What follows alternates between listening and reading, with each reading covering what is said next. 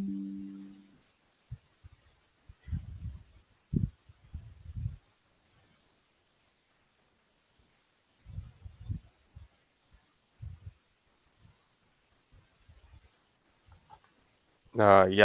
I think hope you guys are seeing my screen. I'll just give a quick recap what we discussed in our last class. In our last class, we discussed about logical functions in Excel.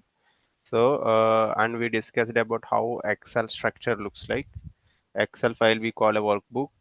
Within a workbook, we can have a multiple sheets, sheet one, sheet two, or you can rename the sheets as you wish, whatever the way you like it. And we explain every cell in Excel has its own address.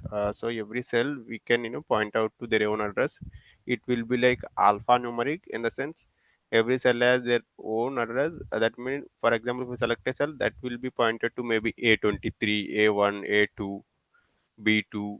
So yeah, so these all are we discussed in our last class. I'll just list it over here for functions. The first function we discussed yesterday is if,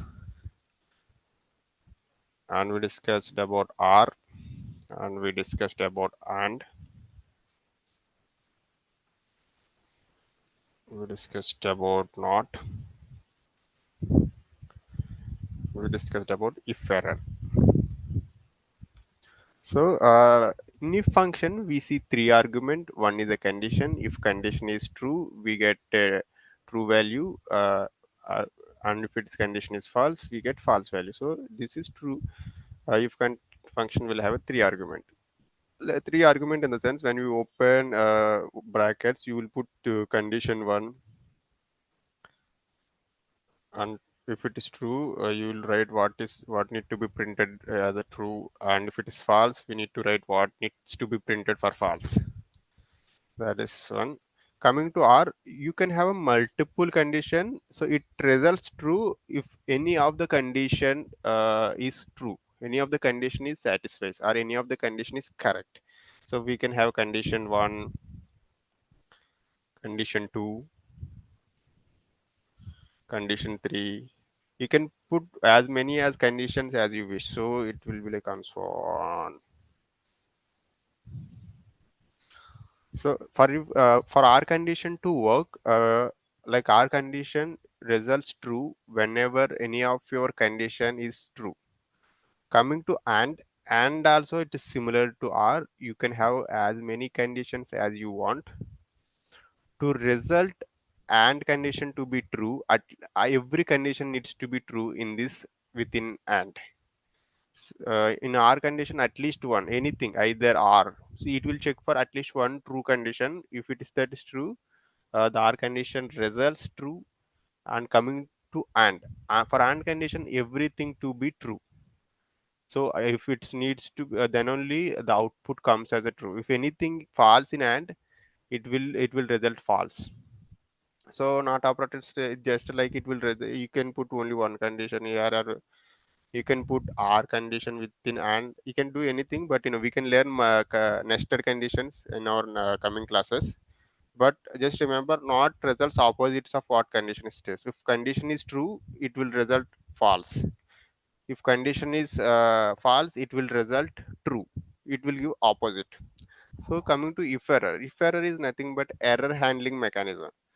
It results alternate value when your expression is gives an error, or your expression is gives a divided by zero, or your expression gives some kind of undefined function. It will give an alternate value. For example, there is a condition. If this condition is uh, error false, or any divisible by zero error, whatever it may be, you can give an alternate value. Either it may be a not divisible, you can give a not divisible, or you can give zero. It's based on your wish. You can give anything you want. Zero. So yeah, these all we discussed in our last class. Yeah. So this is just a recap. Let's go to today's session. In today's session, we're going to learn what is arithmetic functions in Excel. So in Excel also, when you start doing your analysis, you have to create an additional columns, or you have to manipulate the existing column to get an for example, just consider student. In student table, we see multiple subjects. To get a sum of the subject, we need to do sum, and to get a percentage of that subject, we will do a multiplication and a division. And some cases, what we do, we even calculate an averages and all. So how we can do those operations in Excel, that we are going to learn in this class. So just imagine here. So I listed most important uh, arithmetic operations in Excel, that is sum, subtraction, multiplication, division, and average. So these five are very important. And next is 6, 7 is the min max, is good to know, but it's not a big deal that you will forget, or it's not a big deal to learn. Like, it's easy to learn, but I just the first five is very important. Just keep this in mind, like. So let's see. So there is a two columns are there, column A and column B. And if you want to create a new column, that column value should be sum of A plus B. So you, like, maybe in a requirement you are analyzing in a data, and that column may have only two values in the sense. So if, for example, if you order something in Zomato and all, there will be maybe if you go a restaurant, there will be a dish price. You'll order one dish, that gives me price of the dish, price of the dish, and there will be some GST and tax associated with it, right? So most of the cases you will see a GST of the dish. So for example, if it's 100 means it is 18, and total cost that you need to pay to the restaurant should be 100 plus 18, that is 118. So in this kind of a cases, you need to analyze this kind of a data, and you need to create how much amount paid by the customer.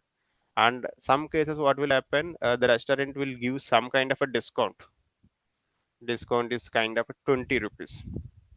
So in this case, what is total amount will become? Total amount will become 118 minus 20. So the thing is, we have to manipulate existing columns to create a new column to see how the values are changing based on the discounts, based on the GST. So these are most common practice. That's why we have to learn this uh, arithmetic functions in Excel. So let's get started with this first. What is the first function? Sum, and there are two columns are available in this table, column A and column B. So I have to create a one column that should be sum of column A and B. If you go here, so here you can do a two way. So I'll just copy this one.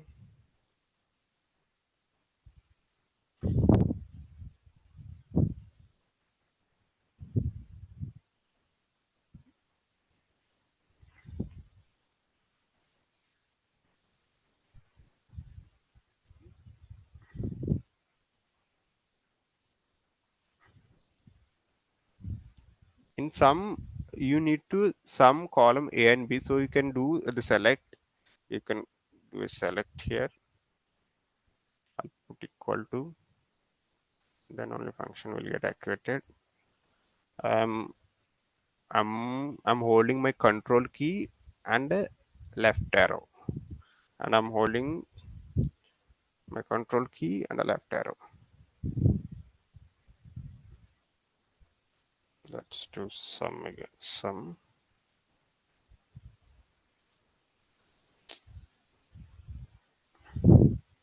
So there is two ways you can do. Let first we go in a typing method. Just go sum, and what is the first cell you want to select? A. A is nothing but a E16. E16. Okay, yeah, okay, it is D15. D15 gives me this D16. So you can check, whether you are selecting a correct cell or not based on that, highlights. So here this cell gets highlighted a blue color. That means you selected A, column A, and the address of that selected cell is D16. So you can put this is 2 and E16. So it will select, it will create a column, it will create a value that summing A and B. For example, if you have one more column, you can, that will give me 5. And for example, you have columns with 3, that is also possible. So for example, A, B, C. So there are the columns called A, B, C, and let D. So first column having value 5, second column having value 6, third column having value 9, fourth column having value 10. So if you want to do a sum of all these values, if you want to do a sum of all this column and create a new column, that is sum, you can do the first method, you can do sum, and you can first is n5. N5 is to q q5. That will gives us the value, that will give a sum of values from A to D, q5. So I gave first value, and the I asked this Excel in a sum function. I said that sum of do a sum from n5 to q5. That means it will covering 1, 2, 3, 4, 4 columns. This value is covering 4 columns. So I got 30. That is one approach, and one more approach is you can directly do n5 plus. You can directly do n6 plus, this one o5 plus. You can do, the reason is I just put this open bracket, that's why it's getting error. Next you can do plus p5 plus and q5 plus. So that also gives me 30. So you can go in two approaches. One approach you can, you can give first column and last column. Between all these columns will get summed out if you use this kind of a function. And you can go in a traditional approach. You can take each and every column and add an plus plus plus. That also gives you this value. So yeah, these two. But for normal mathematical purpose, we use the first function. But in the actual data, when you analyze an industry data, you go with, most of the cases you will go with the second option, because when you go to the second option, you know which columns you are summing it up. Because whenever you have a data, we initially have these 5 columns, and later on they will increase the column in between the existing columns. At that times unnecessary columns will get summed out. So that is why we try to use, whenever the analysis is big, whenever you're really working on industry related data, try going with the second approach. uh, so that is all about sum. Coming to subtraction. So yeah, subtraction also, subtraction is directly, we won't do a subtraction function, we do a minus b. A minus b in the sense here d16 minus e16. This is also same, I'll just do this. Okay, once you fixed formula here, you just need to copy, paste. We discussed this function yesterday, and you can do this approach also, drag and drop. I'm clicking my mouse right button and I'm just dropping this.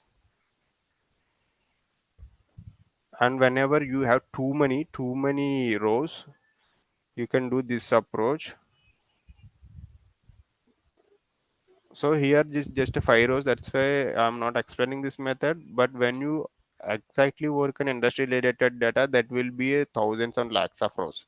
So in that case, what you will do first, you will copy this function, and you will move your cursor to right, sorry, left. You will move your cursor, you will copy this, you'll move your cursor to left, and you will do control shift down arrow, it will come at the bottom. And again you will move to this, and you will paste it, control V. And again what you will do, you will select, you'll copy this, control C, and now you select control shift up arrow, and it will take you to the first row, where we see the value, and you will do control V. So this try remembering this with, whenever you have a 1,000 and 2,000 rows of a data, you need to use this kind of a functions. Control, I'll write it here, control plus shift plus up arrow,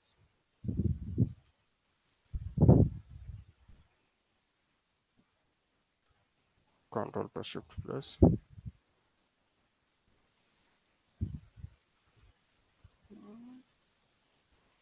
down arrow. Okay, so this gives me some, coming to subtraction. In Excel subtraction, we just do this traditional approach. We do direct a minus b, nothing, and this is the only traditional approach, because whenever we do a subtraction, we need to do very carefully, because some cases what we do, uh, that higher value and lower value will get a mismatched, and your column gets generated a negative value. Like whenever you go to a restaurant and they give you bill in negative, means you are eating in a restaurant and the restaurant is paying for you for eating there. So that is not the case, right? That won't happen. So whenever we do a subtraction, we just need to see, after completing your subtraction, we need to check sum again. So how much money, like if it is a negative, we did something wrong. That kind of analysis that we need to do, like whenever you create a column that is based on a subtraction. Coming to multiplication operator in Excel is star. So it will create, if I select it here, I'm creating a column that is a multiplication of column A and column B.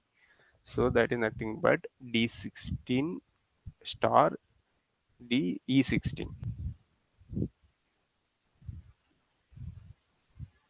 This is division. Division is also straightforward. Uh, A by B. So if I go here, D16 divided by E16.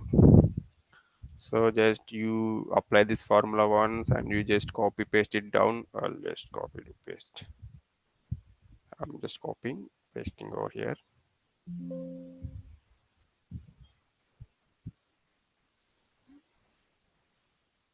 So A by B. 1 by 4 is 0.25, 5 by 6 is 0.83, 9 by 10 is 90%. So 13 by 14 is 0.93. So averages. Coming to average. So I just wanted to create a column that is average of A and B. So in this case, there is a two methods. The traditional function is to, for example, if you want to, there is a column called A and a column called B. That's average.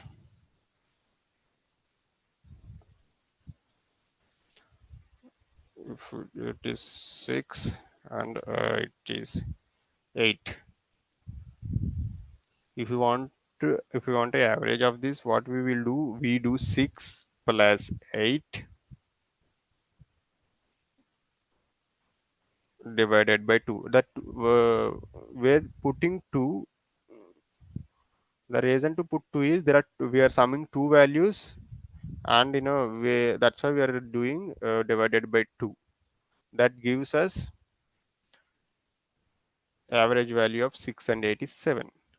So for example, if you have a 3,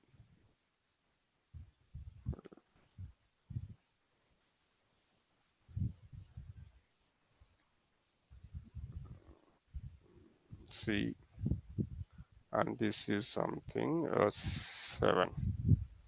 If you have 3 values, you need to add that 3 values, and you need to do divided by 3. So that gives you average of 7. So for example, if you have a 10 columns, uh, it is difficult to add each and everything, right? If you have any no, each and everything, if you have 10 means, adding 10 and divided by 10 is a bit difficult. So that's why Excel has this function average. Average. Average. And what you need to do, you just need to select how many columns that you wanted to do average of. So as I selected I5 is to K5. That gives a 7. So yeah, you in Excel, you can use the first method also, you can use the second method also, but mostly for averages you can go to the second method. And because we don't do averages that much in our Excel analysis and all, because we directly take the column names and we directly add and we divide it by the number of columns that we are adding. So this is also one of the approach. Okay, coming to min max.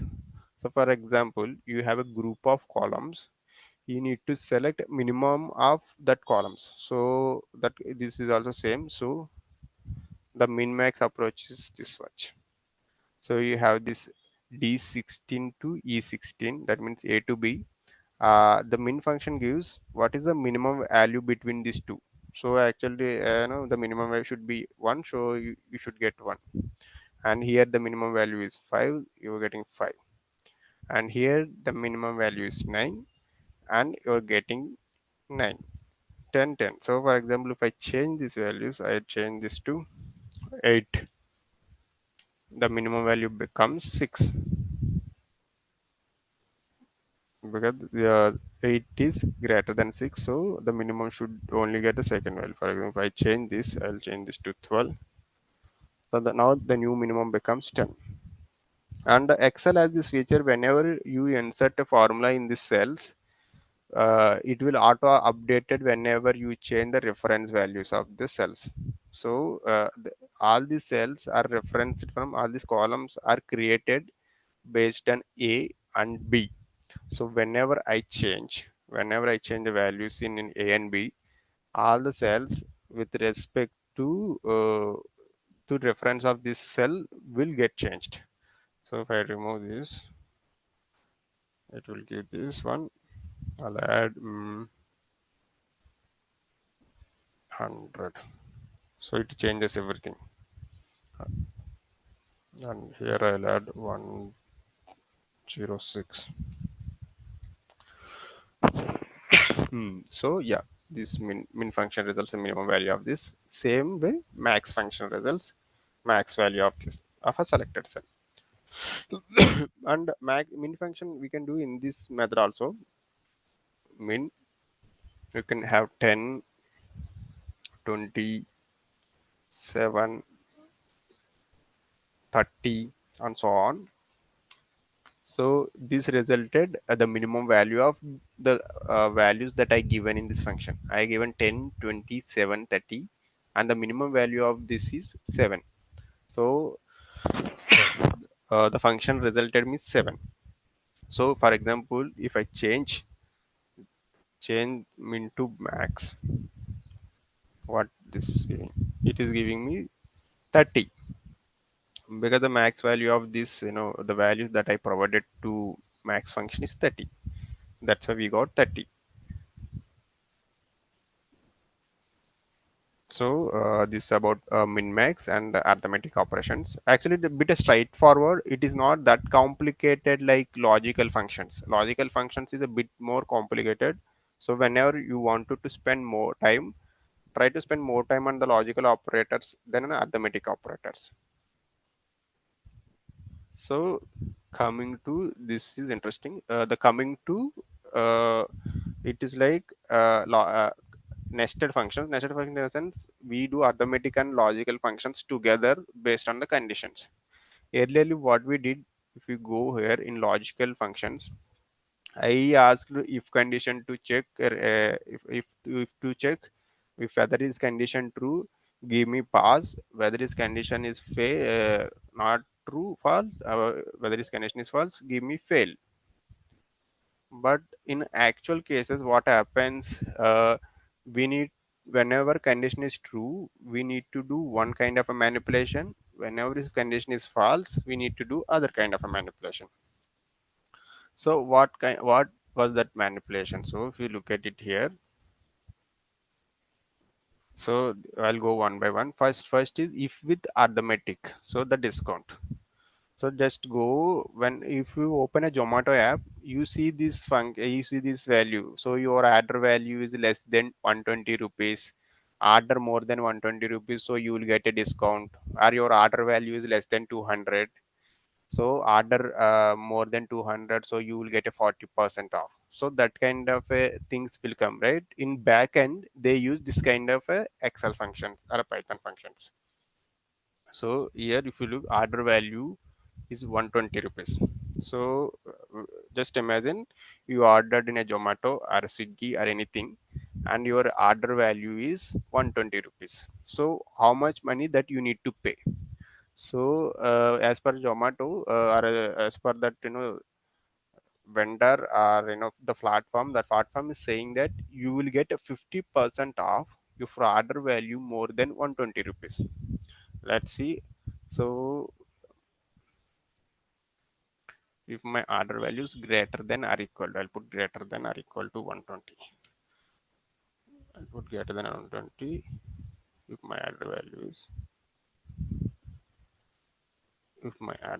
greater than or equal to 120, multiply my value with zero point 0.5 because I'll get a 50% off. 50% off in the sense I need to pay just half of it. So half means zero point 0.5. So I'll multiplying with 0.5. If it is not greater than 120, just give me E23. So what we are doing here, we were doing in this function, we were doing multiplication operation. So multiplication comes under arithmetic operations, and this one straightforward our if condition logical operation. So first, in if condition, I'm checking a logical reason if current value is greater than 120 or not. If it is 120 true, come here and multiply value in E23 with zero point 0.5 and give me the answer. If it is not, just directly go take the value from E23. E23 is an order value.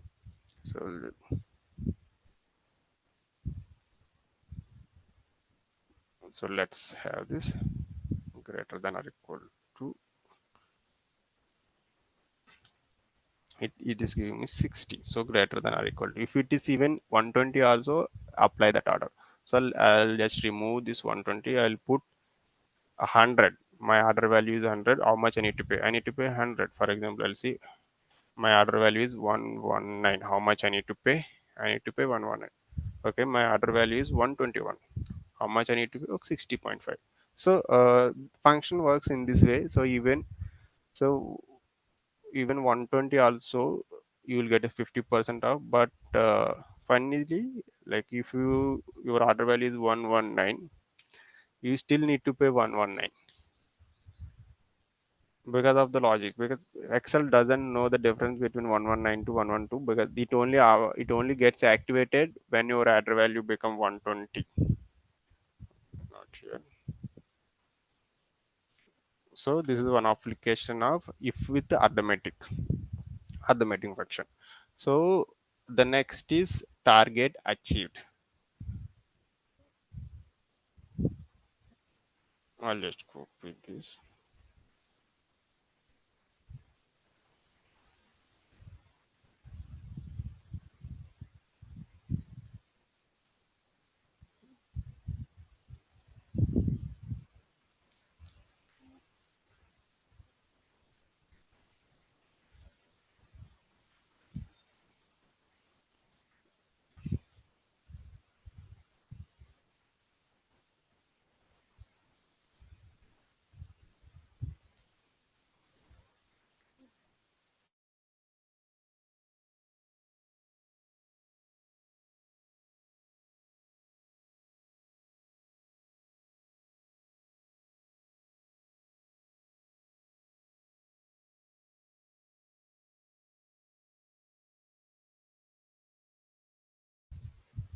So for example, say, see this is a sales data. A sales data, a manager want to check whether his managers are his entire team is achieved the sales target that defined by the organization.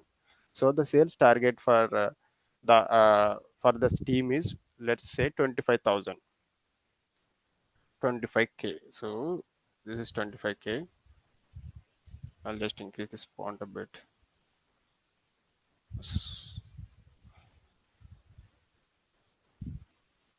We need to check whether a target is achieved or not. So in his team, there are employee A, they call employee B, employee C, employee D, and employee.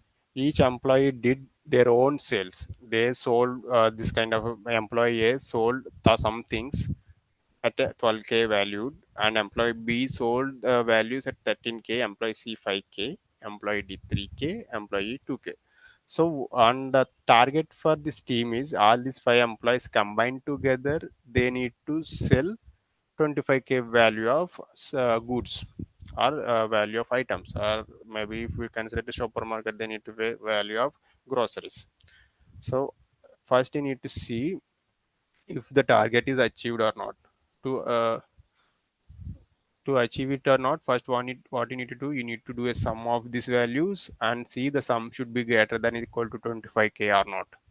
So I'll do this, then I'll write if condition. First I need to do a sum of A to E. I'll put sum. I'm selecting here this one. Shift, I'm putting shift right arrow. I'm just clicking shift right arrow. It reached till here and I'm closing this bracket. So first what will do sum, it will sum entire A to D, and it will check it is greater than or equal to 25,000. If it is 25,000, we need to tell target achieved. Whenever I wanted to print some text functions, I'll put double quotes. Target achieved.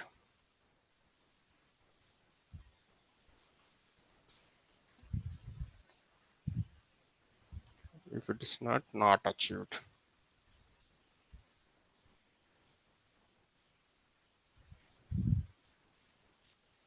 So if you look at it here, first what we are doing here arithmetic operation in a logical function. So if checks first, if does arithmetic operation, like it will sum everything, and after summing this it will get one result, and that result will be checked again as 25k. So is that our output of this sum is greater than or equal to 25?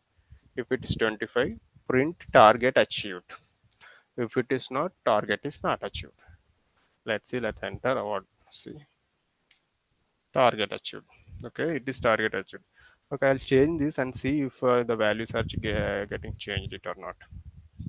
I'll do this 100. Okay, not achieved. Maybe I'll do this 5k, 5,000.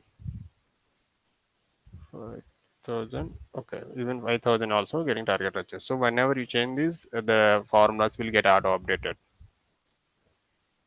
So I'll put again for. So that's how if and if with sum is working, and with arithmetic range check.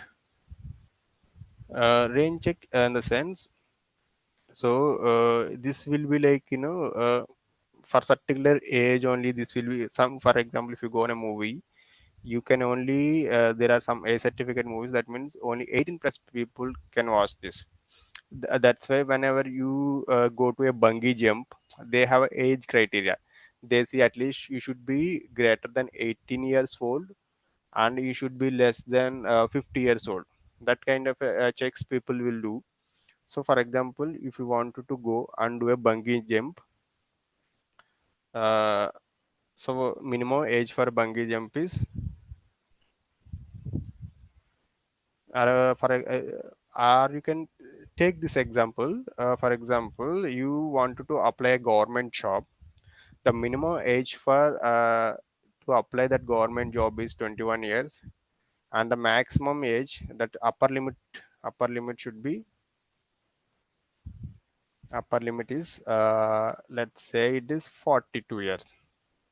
So whenever people apply for this job, what backend they will do, they will select is the the candidate who applied for this job falls under this age or not. So how we can check this condition? We can put if also.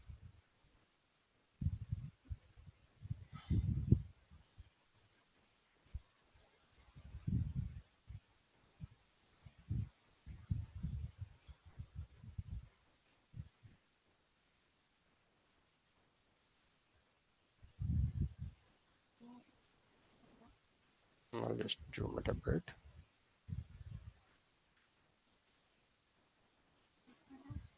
First I'll use and condition now, and so because it should satisfy both upper limit and lower limit. There are two conditions to be satisfied.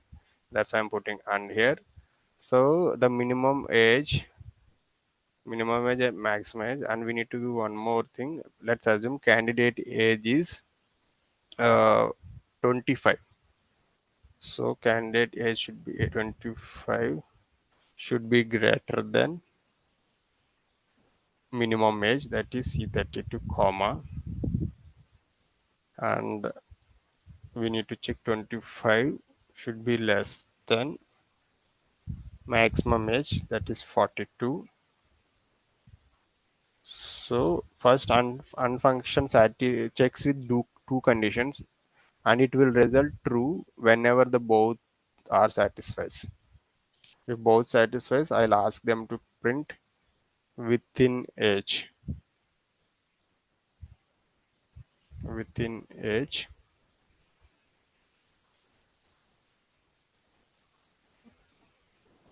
outside age bracket,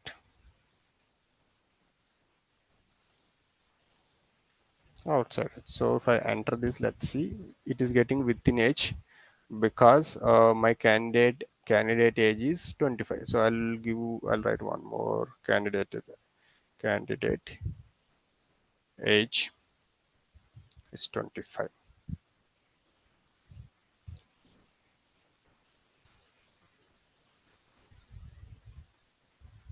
So I'll replace this hard coded 25 with that cell value of E31. Cell value is E31, and here I'll do this E31, and I'll do enter within age.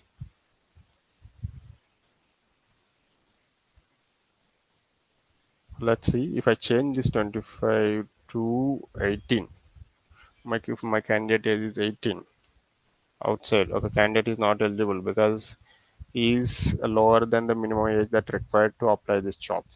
So if I do this 48,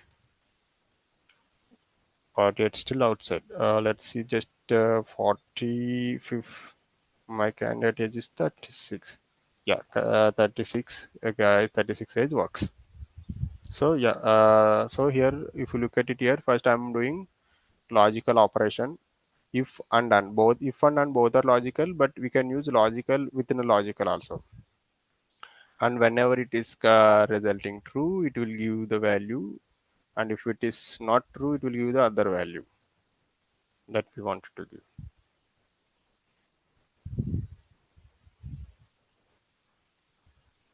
So let's go. So this is just an R. How this R works? Discount for premium.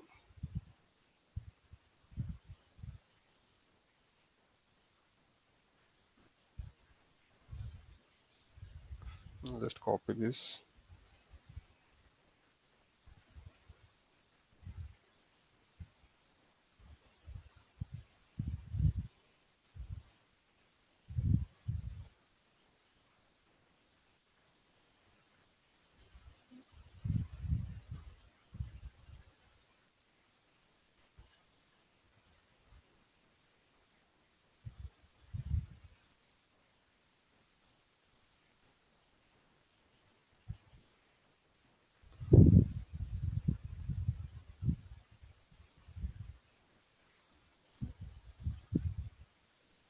So let's see what happening here. Here I'm checking whether if 13 is greater than or not, and if it is yes, it is giving zero point 0.5, and if it is not, F10. So yeah,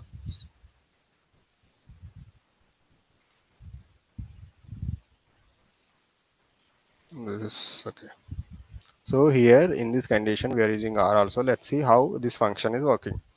So here if you look at it here, let's say this is total bill. This is total bill and the minimum bill discount value for discount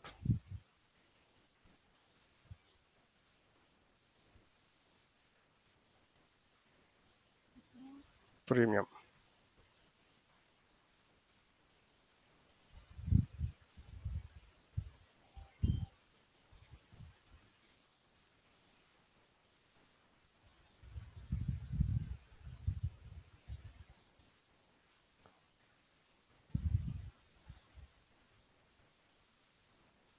So you, for example, if you went to a store, maybe a shopping mall, and the shopping mall works in two way, like the customer, they'll treat customers in two way. One is the premium customers. The premium customers have membership. So whenever existing customer go to that mall, they give 5% instantaneous discount. And if other than the premium customer, if any new customer goes, you will get to discount whenever is purchase greater than 9k. But in this case, the purchase value of that customer is only 5700. And first what we need to see, and if he is a premium member or not. If it is yes, so here you saying that this guy is yes, and we no need to worry about this value. So first we need to check at least the purchase value is greater than 9k or not. If and if that's not satisfying, we go to the second condition. Is this guy is a premium customer? If it is a premium customer, we apply that 5% discount to this value. How this function looks like, let's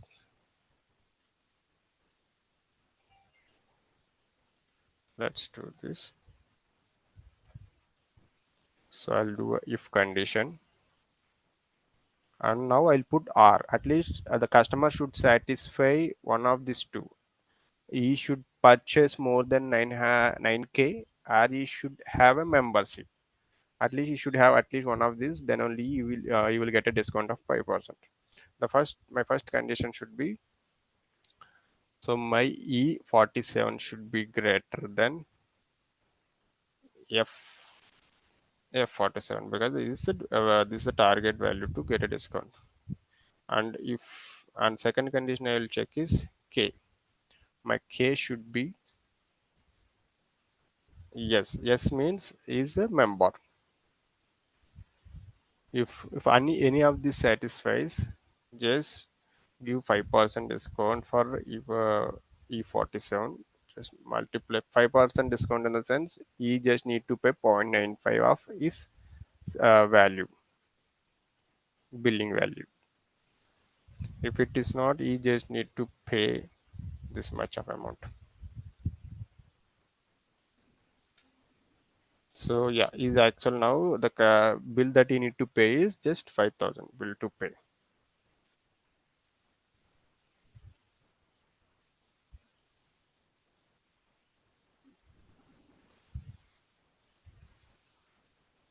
So bill to pay is just 5,415, because this guy value is less than 900k, but first condition did not get satisfied. So R checks for another condition.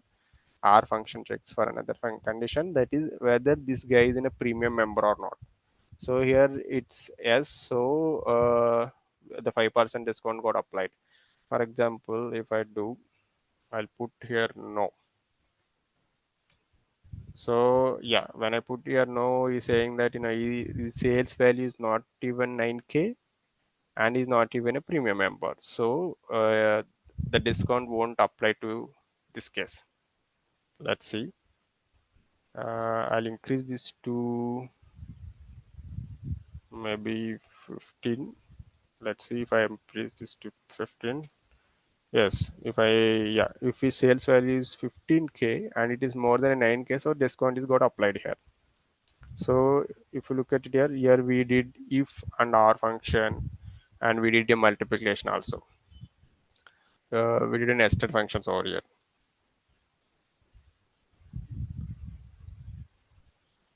This is the discount. This we did. If error with division that we already covered in our functions. Max if sale is checks.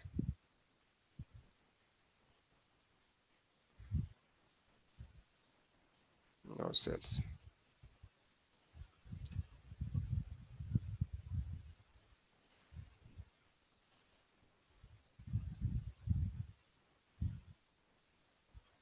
So let's do the last function over here.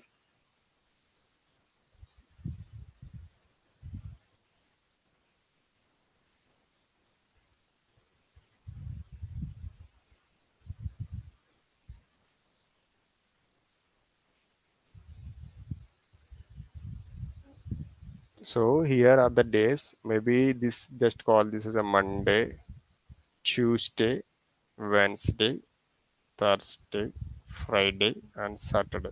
Or I'll call this as one, day two, day one, day two, day three, day four, day five, day six. So maybe this is sales of one business. So what they wanted to do, if they wanted to see what is the maximum sales that happened in all these days, uh, maximum sales in the sense which day has which day uh, the sale is maximum.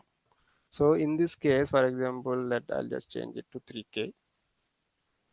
In the Okay, this is coming formulas. I'll just remove these formulas. Whenever you want to remove a formula, just copy the entire cell, paste it. Here you see that paste values 1, 2, 3. Whenever you do first one, it will give the formulas. And if you want to remove formula for a cell, just select the cell, copy the cell, and you need to paste it by right clicking. When you right click here, you see paste values 1, 2, 3. So now if I go here, you don't see any formula here. That's in this way you can remove a formula. I'll just explain here also. For example, here you are seeing this formula, right? I'm copying this and I paste it below, means I'll get 0 because the formula won't apply. Like the formula will move according to the moment of the cell. So if you don't want that, just copy this. You just need a value of from that cell. Right click, paste 123. You just get here. So here, if you go here, you don't see any formula here, right? But if you go here, you see a formula. Let's see the actual case. So what we need to do, we need to identify what is the maximum value of sale that happened in 6 days, and if there is no sale, it should tell us there is no sales. I'll do this one, then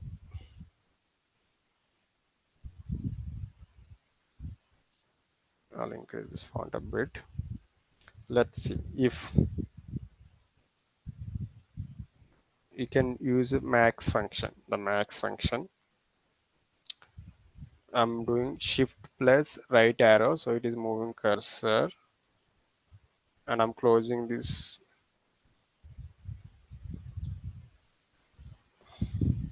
For example, it will give you the max value.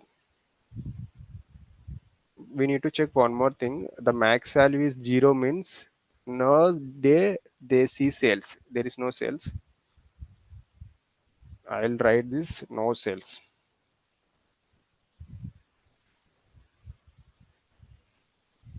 If it is not 0, just give me max value. Shift right arrow, and I'll add true.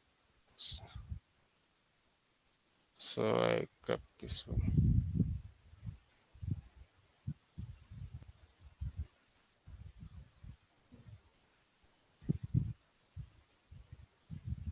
So what I did first, uh, the business wanted to understand what is the maximum sale that happened in 6 days. That is, and so that I get using my max function.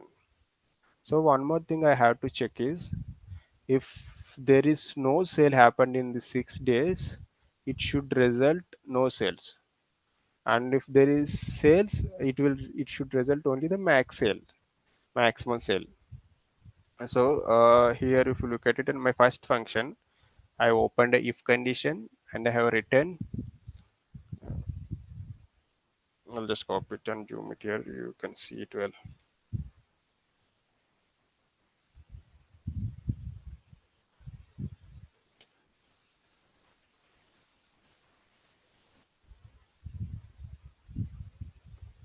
So here, so first what I'll do, I'll select all these cells P46 to U46, and it check what is the maximum value of this. And if the maximum value of this is 0 means everything is 0, because the maximum is 0 means everything should be 0. Then only I'll say no sales. And if this is fails means it is not 0, the maximum value is not 0 means we print maximum value of that selected cells. For example, what I'll do now, I'll just change everything to 0, 0, 0. So it is printing no cells. For example, I'll put here 300. Okay, the max cell now become 300. Now I'll change it to 200, 2000.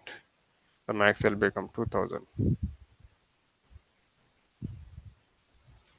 Now I'll change this to 150. 150 is all okay. I'll change it to 7000. Okay, new value becomes 7000. If I do this in 12,000, new value is 12,000. So this is a case of maximum. If they ask a minimum, we just need to change it here. It's a minimum. That's all. So yeah, this and all today's for today's class. In this class, we'll learn about arithmetic functions and arithmetic and logical functions. And next class, we can learn how industries. So here, this is for the next class. I'm just wanted to give a quick understanding. So whenever you see a bills of any company, then you will get how the company stores their own data. So here I took an example of Zomato bill. So from after 1 2 days of this class, I'll go to the exact industry relevant data. So you need to understand how an industry data looks like. Whenever you join a companies like Flipkart, Amazon, Zomato, Zepto, or like Phone Pay, Google Pay, whatever the companies may be, every company calls about sales data, sales data, sales data. So you need to understand how a sales data of a company looks like, and what kind of a data they will store. So this one is I added one thing in one food item in Zomato. So the food item in Zomato is looks like, after adding that I got this bill. So based on this bill, based on this bill, our sales data generates in this way. Anyway, it's bit complicated at the first step, but what I'll do in the next class, I'll this bill down, and I see how this data will be saved in company's website, company's data source. And one more thing I'll do. So for us, whenever you go to a mall, maybe a book my show, you do a movie booking, you will get a receipt. So whatever the bill you see, maybe whenever today only you observe this thing in anywhere, buy something, and every bill you see a order ID or a bill ID. You see this order ID, bill ID, and wherever whenever you get a bill, any bill, either it's a transaction ID or a order ID or a bill ID, whatever the receipt that you get by purchasing something, you see this order ID. So that is nothing but a company's perspective, sales. In our perspective, it's a receipt. It's our receipt or it's a bill for us, receipt. But in company perspective, that is a sales data. So this is just a glimpse of what I'm going to teach in our next class.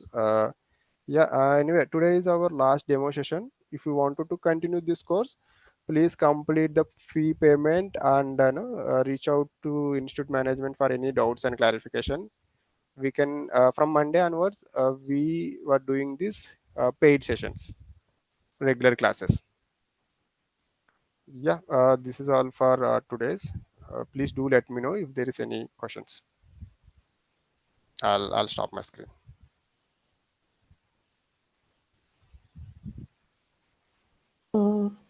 Uh, so I have one question, sir. Okay, go ahead. Uh, like, will you provide exercises for what you teach in the class? Like, we Yes, need exercises, right? So to what we learn, we get the correct point or not in my mind. To check our perception, we need some exercises. So, will you provide the real time exercises? correct. Sure, I'll provide. And at the end of the class, like not every class, maybe end of every third class or fourth class, for Mm. each and every chapter and the chapter in the sense modules, I'll provide the exercise sessions, exercise, exercise data. In the sense, I'll give you data, and the data shows expected results, and Mm. you need to achieve that expected results by your own analysis. Okay, okay. In the real classes also, will you tell this? Like here, you are selling for our understanding. You are giving small examples, right? But Mm, in the company perception, it won't be like that. It will be mm, like big data. So yes, thousands correct. and thousands of datas are there. Will you provide in that kind of data or same like this? I don't know. I'll provide industry related data. It's for teaching purpose. I'm using this example data, but in actual class and actual assignment is based on industry related data. Okay.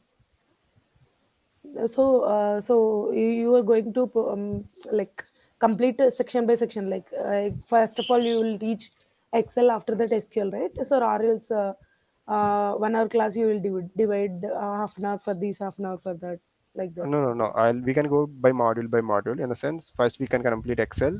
Then let's go to the SQL. And once SQL is completed, we go to the Python kind of like it won't be like one day Excel, the next day SQL, and the Okay. third day Python. No, it will be like first let's finish Excel and we go to the next one. Okay. Okay. But instead of Looker, most of the companies asking Tableau or else Power BI, right? Hmm. The So thing is, maybe the Power BI and the Tableau, right? These cases, data engineers are coming in picture in most of the industries. So they were looking at in highly experienced. But whenever you start a job as a data analyst, the mm, first tool that you need to work is in Excel and SQL. okay. And based on experience, they will add tools like Python, or like once you are in 6 months in the company, they'll give level up you, giving me Python, giving you Python and R, and later on they will give you any visualization tool. The thing is, you no need to worry because Looker, Power BI, Tableau, the functionality is same, just an environment, Okay. just a tool. That's all. So, as a basic level of data analyst, no need to like they will consider they will give most of the work on Excel and SQL only, right? Yes, an initial other for beginning days, at least for Okay. 3 to 6 months. By the time you get that experience, you know or like what to do. Oh, okay. Okay. Thank you, sir.